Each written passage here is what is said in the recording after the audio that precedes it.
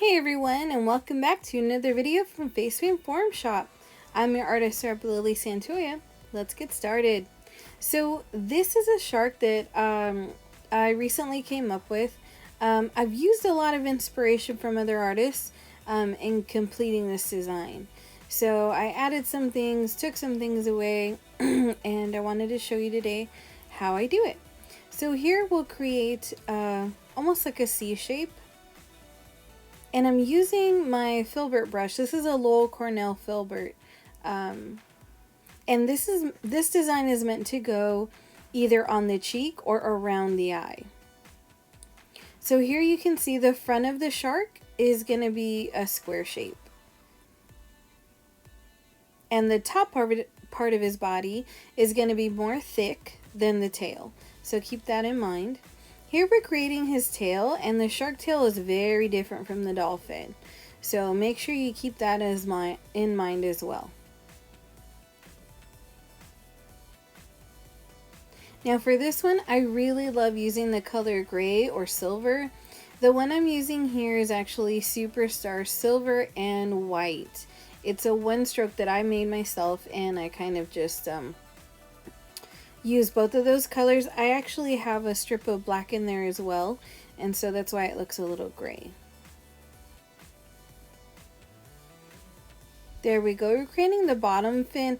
Make sure that the top fin and the bottom fin are close to the midsection of this particular shark. And you can see how the fin on top is parallel to the fin on the bottom.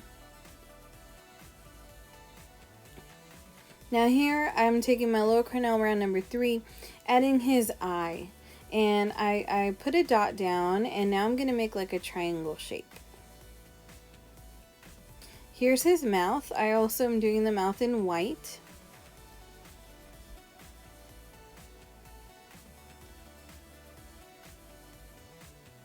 And this is a very 2D illustration, so...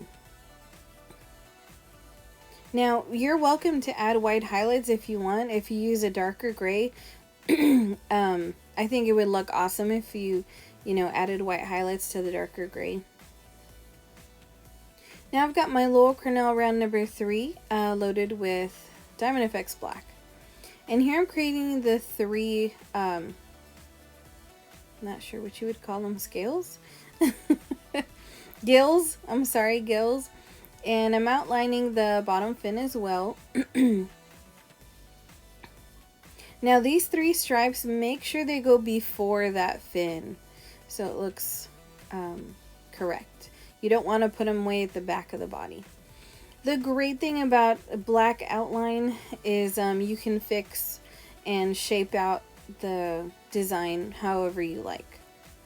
So here in the fin, I actually cut it sort of like he's been in quite a few fights, this shark. So I went ahead and did that. You can do that on any part of the shark. Later on, I go ahead and make those little slits in his sharky fin, just to show that he's a fighter. So here, make sure you do a fold, that little piece, and come down. That way you can see through the illustration that he does have a fold. He is turning his body, just to show that that is relevant. Here I'm cleaning up the fin. With the shark fin, you can see one is longer than the other, the split. I think that helps a lot, actually. Here you're going to do a very thin line, and it's going to line up with the top part of his eye. Now by this time, the white has already dried. So I'm going to go around the mouth, thin to thick to thin, and we're going to create his teeth. And this is very simple. Up, down, that's what you're going to do.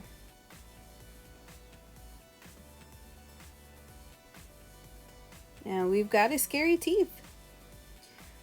Now for his eye, I'm just going to make sure that it's dry. Awesome. Here we're going to create the angry eyebrow.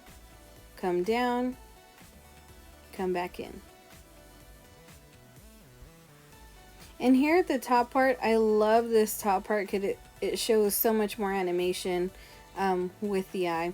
You can leave it white. I prefer to leave it white, or you can add a dot there to create more of a cartoony style shark. You can even add a nostril here. Now I'm using Superstar. This is Superstar Cerise. Cerise. It's my favorite red. And I'm taking my Loew Cornell round number 3, and I'm going to outline the entire shark here. Now, like a lot of artists, they use white to outline, and that looks brilliant. For this one, I thought maybe it would be cool if it was just outlined in red. I've seen another shark illustrated face painting design, and she uses red as well. Not around the whole thing, but in certain parts, and I thought it looked really brilliant.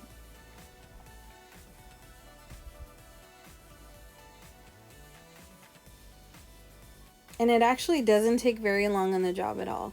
Now here I'm going to add some, instead of white bubbles, which I've always done, I decided to add red bubbles.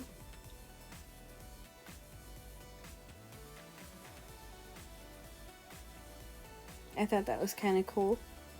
And so if the eye is in, depending on where the child's eye is that you're creating this design on, just, you know, put the red bubbles here and there and everywhere, and they'll love it. Alrighty, we're done. Thank you guys so much for watching. I hope this helps. And be sure to visit facepaintforumshop.com for all your face painting needs.